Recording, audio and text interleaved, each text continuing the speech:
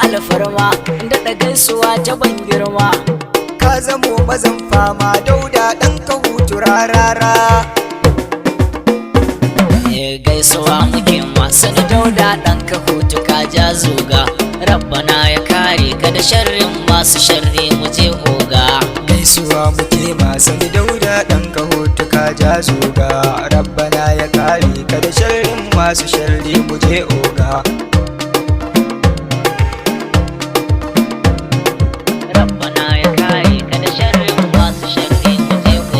Barka da safiya Dauda, ya aka tashi lafiya oga.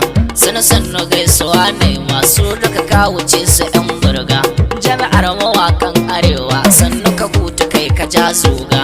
Masu hassada ku ba sa iya komai wanki ɗan ganga. Gaida jami'ar waka sannu ka hutu mai gida babba.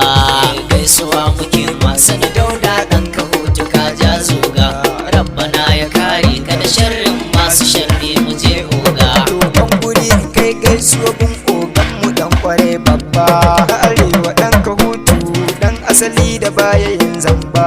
Na gaida mai gidana na ƙara ko da sun ƙi ban ɓoye ba. A lafiya mai gidan waka Dauda muje na karba. Abdul cele nake kai sako mai gida dan kware babba. Gaisuwa muke masu Dauda ɗan kahutu ka ja zuga. Rabbana ya kare ka da sharrin masu sharri mu je oga.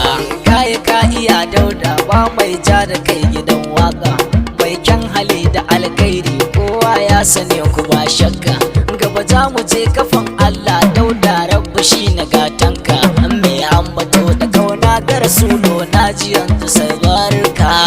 Azurfa na gaishe ka mai gida babba. Gaisuwa muke masu Dauda ɗan kahutu ka ja zuga.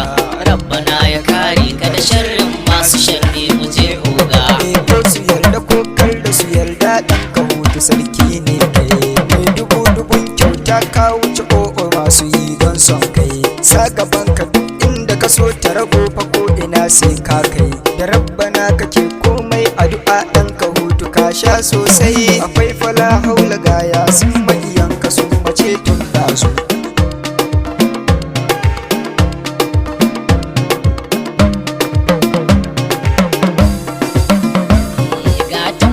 Aisha kuma ga sako gurin Aisha. Humaira gaisuwa nake yi kuma sannan jinjina nake yi. Humaira ki tauye haƙƙi kuma kullum sannan nasara kike yi. Humaira ya mai kamar dubun mata alkhairin ki ya wuce saura.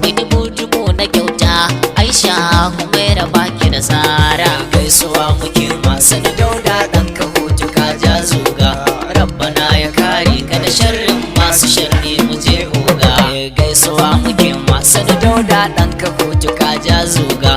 Rabbana ya kare ka da sharrin masu sharri mu je oga. Gaisuwa muke masu Dauda ɗan kahutu ka ja zuga. Rabbana ya kare ka da sharrin masu sharri